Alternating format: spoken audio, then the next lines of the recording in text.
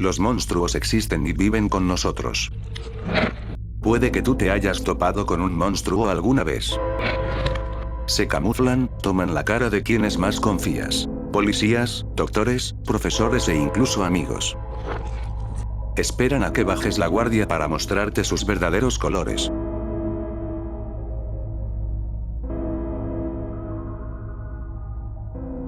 La policía local se encontraba realizando una investigación criminal.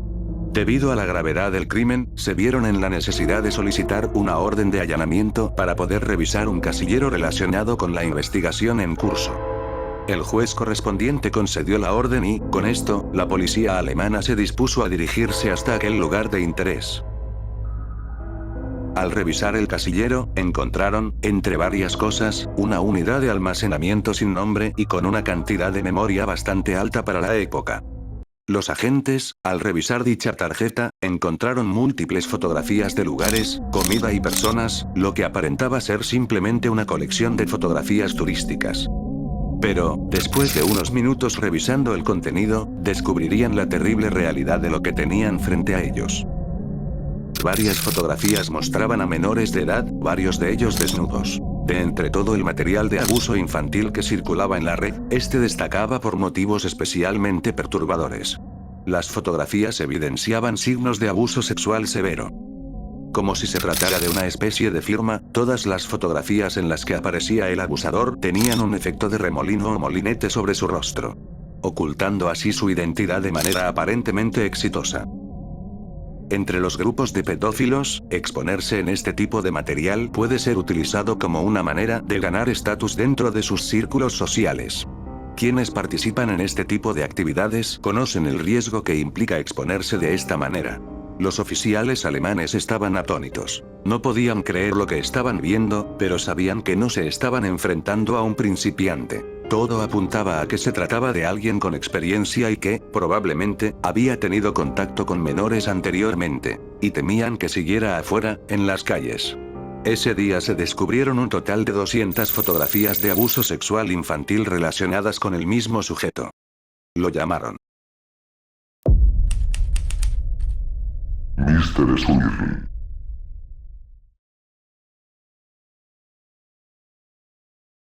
A partir del descubrimiento anterior, la policía se encontró con dos grandes incógnitas. ¿Quién era este hombre? ¿Había más contenido producido por él? En el transcurso de los siguientes días, los investigadores notaron que varias de las fotografías encontradas en la unidad de almacenamiento ya circulaban por distintos foros de pornografía infantil. Por lo tanto, la unidad de almacenamiento no parecía ser la fuente original de aquellas imágenes. Rápidamente, el caso fue escalado a la Oficina Federal de Policía Criminal de Alemania, donde especialistas informáticos comenzaron a analizar las fotografías. El efecto usado, llamado remolino, no elimina los píxeles de la imagen, los reorganiza, por lo tanto, la imagen no estaba 100% censurada a la ignorancia del perpetrador. Si se hubiera usado efecto de desenfoque o pixelear, jamás se hubiera logrado identificar al hombre en las fotografías. Este error fatal resultaría en la primera pista de este caso. The situation you have is that the picture is just millions and millions of dots, colored dots, and they're called pixels. The pixel information does not change, it's just moved. So if you can create a situation where you can move it back, then you create this. With the latest digital technology, they unswirled the man in the photos, giving investigators a clear picture. You can see there's a lot of evidential use in the background. You know, if you're from down around that area, you'll be able to see the writing. Here, for example, you can see that there's writing which is making sense to somebody from that area. Los investigadores determinaron que los hechos podían haber tenido lugar en Vietnam y Camboya, ya que se veía escritura Khmer en muchos de los productos que aparecían en las fotografías. La investigación recibió el nombre de Operación Pico. Se rastreó la dirección IP desde la cual se habían subido las fotografías y el origen apuntaba a Vancouver, Canadá. Sin embargo, los investigadores no podían determinar con exactitud desde qué lugar se habían subido las fotografías. Vancouver cuenta con una población de casi 1 millón de habitantes, e identificar a este individuo era encontrar una aguja en un pajar. Las autoridades distribuyeron las imágenes entre diferentes cuerpos policiales. Desafortunadamente, no obtuvieron ningún resultado. Sin nombre ni alias. El sujeto era prácticamente un fantasma para las autoridades. Los agentes que seguían el caso decidieron tomar un camino diferente, ya que durante los últimos años no habían conseguido encontrar nuevas pistas sobre la identidad del sujeto. Emitieron el llamado Blue Notice, una solicitud de cooperación dirigida a los países miembros de Interpol con el objetivo de obtener información que pudiera ayudar a identificar o localizar a una persona relacionada con una investigación. Los agentes eran conscientes de que, si no recibían ninguna pista sobre quién era este hombre, llegarían a un callejón sin salida. Los días se convirtieron en semanas. Las semanas se convirtieron en meses. Y aunque se había dado aviso a las naciones miembros de Interpol, no se lograba obtener ninguna pista definitiva sobre la identidad de Mr. Swirl. Así que Interpol decidió hacer algo que nunca había hecho antes. Por primera vez, en sus 84 años de existencia, se hizo un llamado de cooperación al público general para intentar identificar al hombre en las fotografías. Múltiples medios de comunicación dieron visibilidad al caso. Más de 350 personas contactaron con Interpol proporcionando información. Entre esas pistas, 5 fuentes independientes procedentes de 3 continentes diferentes identificaron al hombre. Amy Bowler era una profesora de inglés que residía en Corea del Sur. Al ver las noticias, reconoció al hombre que era buscado por Interpol. Somebody posted a link, and it included these pictures. It said, "Has anybody seen this pedophile?" Seeing those pictures for the first time, it was just a sick feeling. I just felt ill. There was an awareness that I had to do something. So my first move was to send a message to Interpol without naming names, like, I have an idea of this suspect. La noticia comenzó a esparcirse rápidamente, y entre los habitantes locales comenzaron a unir los puntos del caso. Todos los testimonios llevaban al mismo nombre: Christopher Paul Neil. Un profesor de escuela. Interpol ya tenía una identidad y tomaron acción inmediata. Se notificó a las autoridades canadienses que Christopher Paul Neil era el principal sospechoso de poseer y producir pornografía infantil, así como de un posible abuso sexual. Las autoridades canadienses interrogaron al hermano de Christopher, y este confirmó que Mr. Swirl y Christopher Paul Neil eran la misma persona. Pero, ¿quién era realmente Christopher Paul Neil? Antes de convertirse en uno de los hombres más buscados del mundo, Christopher Paul Neil llevaba una vida que, al menos en apariencia, no parecía tener relación con el criminal que las autoridades terminarían descubriendo. Neil nació el 6 de febrero de 1975 en New Westminster, Columbia Británica, Canadá. Creció en la provincia y posteriormente estudió en Answorth Secondary School, donde se graduó en 1993. Después de terminar la escuela, Neil tomó un camino bastante particular. Durante la década de 1990 estuvo relacionado con instituciones religiosas y llegó a estudiar en un seminario de Columbia Británica. Su intención era convertirse en sacerdote. Según los reportes publicados después de su identificación, estudió en el seminario Cristo es Rey y posteriormente obtuvo un título en artes en 1998. Sin embargo, no consiguió cumplir los requisitos necesarios para ingresar al sacerdocio. En lugar de convertirse en sacerdote, comenzó a trabajar con jóvenes. Y este detalle terminaría siendo especialmente inquietante cuando, años después, se conocieron las acusaciones en su contra. La familia de Christopher se convirtió en el principal objetivo de los medios de comunicación. El hermano de Neil, Matthew, respondió a múltiples medios y habló públicamente sobre las acusaciones contra su hermano. And your brother's out there somewhere. If he was watching, what would you say to him? I would like to say, Chris, turn yourself in, get back into Canada. This is where you should be to answer these allegations. Sin embargo, Christopher ya no se encontraba en Corea del Sur. Se había dado a la fuga. Había abandonado su trabajo como profesor con la excusa de que tenía que atender una situación familiar de importancia. Su destino, Tailandia, a más de 2.000 kilómetros de distancia. Christopher Paul Neil aterriza en el aeropuerto internacional de Bangkok el 11 de octubre del 2007, creyendo que había conseguido evadir a las autoridades. Pero había un detalle que cambiaría completamente la investigación. Su entrada quedó registrada. Y, con ella, también quedó registrada una fotografía suya. Las cámaras de seguridad del aeropuerto captaron su llegada a inmigración a las 3:26 de la tarde. Interpol informó a las autoridades que Neil se encontraba en Bangkok. Pero todavía no sabían dónde estaba exactamente. Bangkok es una ciudad enorme, millones de personas, hoteles y apartamentos, y un extranjero puede desaparecer fácilmente dentro de una ciudad de ese tamaño. Interpol tenía a un funcionario especializado trabajando desde su oficina de enlace en Bangkok. Su función era ayudar a las autoridades tailandesas a recopilar y analizar las pruebas necesarias para conseguir una orden de arresto. Al mismo tiempo, las autoridades de otros países continuaban proporcionando información. Interpol pidió nuevamente ayuda al público. La investigación comenzó a centrarse en Tailandia y los investigadores descubrieron que Neil no era completamente desconocido allí. He's called to me from Korea. And what did he say? He said, I will go to Bangkok. He said, I say when, and he said soon. What did he say He about said, why he'd come back? he said nothing. He just came and I go with him in Bangkok. Christopher terminaría viajando de Bangkok a Pattaya, que no es solamente un lugar turístico más, es el centro de prostitución más grande del país. Ahí intentaría pasar desapercibido entre locales y turistas. El primer indicador de que Christopher se encontraba en Pattaya llegó unos días después que él aterrizó en Tailandia el 15 de octubre. One of the internet cafe owners recognized Neil, that he was the customer. He was visiting the cafe and sending emails. So we knew he was in the Pattaya area. Se identificaría a Christopher en un hotel local. En ese momento viajaba con Om, pareja sentimental de Christopher. Su estadía en Pattaya sería breve.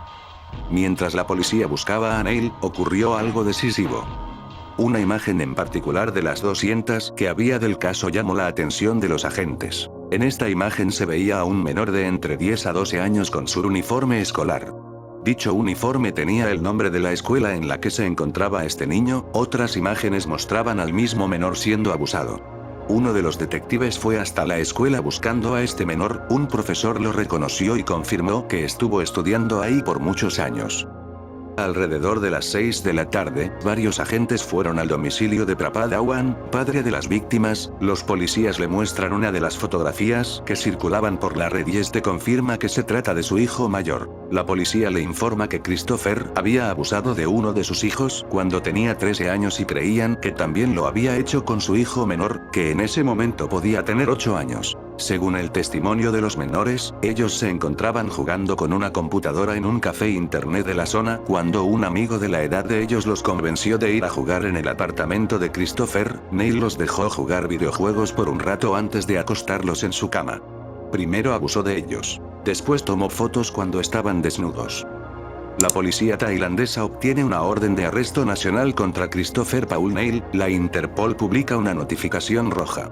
Ahora la situación cambia completamente. Una notificación roja es una solicitud internacional para localizar y detener provisionalmente a una persona buscada, generalmente con vistas a procedimientos judiciales o de extradición. Neil ya no es simplemente un sospechoso identificado. Ahora es oficialmente un hombre buscado. La información se encuentra dentro de la red policial internacional y las autoridades de países vecinos están alertadas. Pero hay un problema. Todavía no lo han encontrado, y Neil sabe que la policía está detrás de él. Sin embargo, usando métodos modernos de vigilancia, la policía logró rastrear la ubicación de la pareja sentimental de Neil desde que se fueron de Pattaya, ya que él había dado sus datos personales en el hotel que se habían hospedado. Neil había viajado de Pattaya más de 200 kilómetros al norte, su destino, la ciudad de Korat. La policía turística fue informada que Neil se encontraba en la zona. Rápidamente las fotos de Christopher se encontraban en toda la ciudad. Varios locales atestiguaron que Neil y su pareja fueron recogidos por una mujer en un pick-up verde. Se trataba de un familiar de Om. La policía le siguió el rastro rápidamente. El familiar les comenta a los oficiales que originalmente Neil y su pareja la buscaron, pero ya se habían ido. Los oficiales la convencieron de decirles la verdad o si no sería juzgada como una cómplice. Eventualmente ella accede a cooperar con las autoridades, les confirma a los oficiales que Neil y Om la buscaron para pedirle ayuda. Ella les consiguió un lugar para esconderse. La policía tailandesa se dirige hacia el lugar. No hay una persecución. No hay un tiroteo. La policía llega, observan a unos niños jugando, les preguntan si han visto a un extranjero por la zona. Los menores confirman que había uno y guían a los oficiales hasta la casa. Tocan la puerta. Christopher abre la puerta. Los oficiales le preguntan, ¿sabes por qué estamos acá? Christopher responde, sí. Christopher Paul Neil es detenido un 19 de octubre de 2007. La operación había terminado. El hombre que durante años había sido conocido únicamente como Mr. Swirl estaba bajo custodia. Neil es trasladado posteriormente a Bangkok. Las cámaras de los medios están esperando. La persona cuyo rostro había sido distorsionado en cientos de imágenes ahora aparece frente a las cámaras. Es Christopher, un ciudadano canadiense de 32 años. Y su captura se había producido apenas 11 días después del llamamiento internacional. En enero de 2008, Neil compareció ante un tribunal de Bangkok.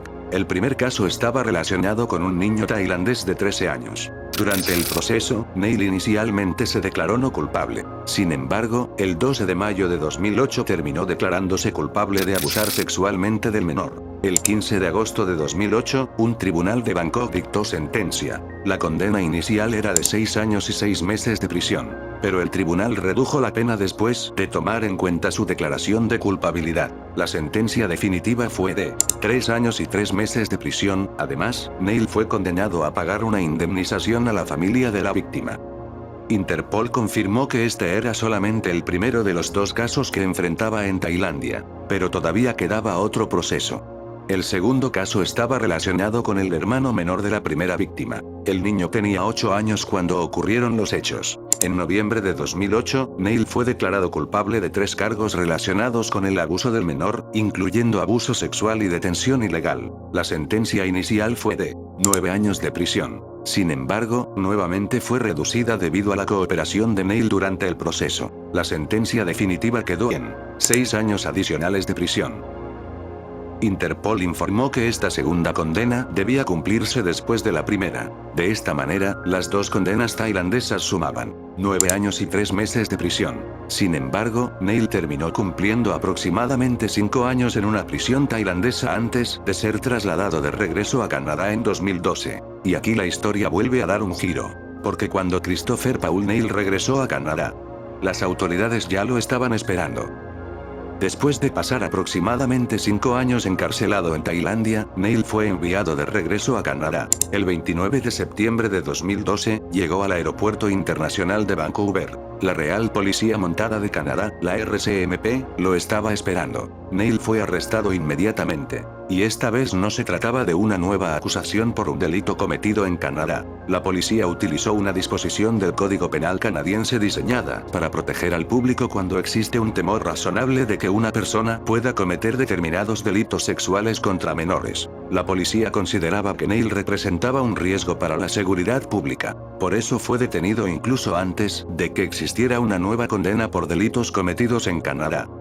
El 3 de octubre de 2012, un juez de Richmond, Columbia Británica, decidió ponerlo en libertad bajo estrictas condiciones. Las restricciones eran bastante severas. Neil no podía estar con personas menores de 16 años, acudir a parques, áreas de juegos u otros lugares donde se congregarán niños, utilizar internet, poseer determinados dispositivos, ni abandonar Canadá. También tuvo que entregar su pasaporte y otros documentos de viaje. Además, se le ordenó acudir a una clínica psiquiátrica, aunque en ese momento no se le obligó a aceptar tratamiento o medicación. La decisión tenía una duración inicial de 18 meses, pero las autoridades volverían a detenerlo. Christopher Paul Neil volvió a ser arrestado. Esta vez, según los reportes judiciales posteriores, fue acusado de violar las condiciones impuestas tras su regreso a Canadá. Durante la investigación, las autoridades encontraron material de abuso sexual infantil en dispositivos electrónicos que estaban en su poder. Neil terminó declarándose culpable de incumplir las condiciones de su libertad. En mayo de 2014 recibió una sentencia de prisión de 3 meses, además de 3 años de libertad condicional, relacionada con el incumplimiento de las restricciones. Pero la situación todavía podía empeorar, porque las autoridades canadienses también estaban investigando acusaciones relacionadas con hechos ocurridos en Camboya. La investigación canadiense comenzó a examinar delitos que presuntamente habían ocurrido años antes, durante el período en el que Neil vivía y viajaba por el sudeste asiático. En 2014 ya se encontraba bajo custodia mientras enfrentaba un proceso relacionado con nuevas acusaciones de abuso sexual infantil vinculadas con Camboya. El caso fue especialmente complejo porque los hechos habían ocurrido fuera de Canadá y años antes. Esto significaba que los investigadores tenían que reconstruir acontecimientos ocurridos en otro país y obtener pruebas relacionadas con ellos. Finalmente, el proceso llegó a los tribunales de Columbia Británica. Y en 2015 llegó una nueva condena. En diciembre de 2015, Neil recibió una nueva sentencia de prisión relacionada con delitos sexuales contra menores cometidos en el extranjero. La pena inicialmente impuesta fue de aproximadamente 5 años y medio. Posteriormente, la sentencia fue reducida a aproximadamente 15 meses, teniendo en cuenta el tiempo que ya había pasado bajo custodia y otros factores judiciales. Después de cumplir su sentencia canadiense, Neil fue puesto en libertad. Reportes de la época indicaron que se estableció en Vancouver, Columbia Británica. Pero libertad no significaba que pudiera llevar una vida completamente normal.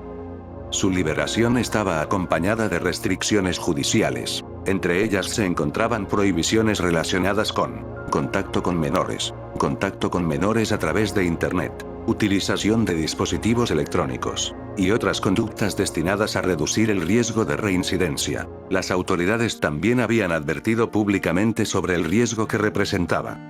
Y aquí llegamos a la última parte de la historia. No existe una fuente oficial pública y reciente que permita confirmar con seguridad dónde vive Neil actualmente, en 2026. La información pública más reciente y verificable que encontré indica que, después de su liberación en marzo de 2017, se estableció en Vancouver, Columbia Británica, bajo restricciones judiciales y que existió una notificación pública en medios canadienses sobre su liberación para alertar a los residentes de Vancouver.